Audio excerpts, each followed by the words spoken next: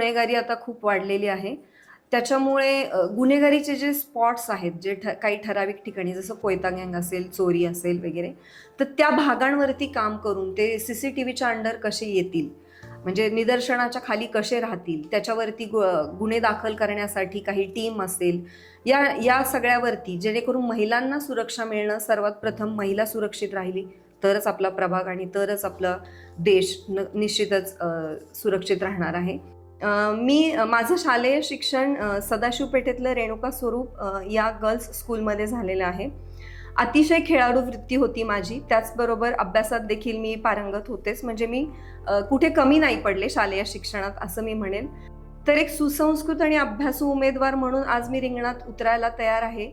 विरोधक तुमच्यावर टीका करतायत की एकाच घरामध्ये सारखी उमेदवारी का, दुसऱ्या कार्यकर्त्यावर हा अन्याय होते अशी टीका केली जाते. अपेक्षा असणं काही चूक नाहीये, गैर नाहीये. जे वर्षानुवर्षे पक्षामध्ये काम करतात त्यांनाही अपेक्षा असणं, त्यांनी त्यांचं मत मांडणं, लोकशाही आहे.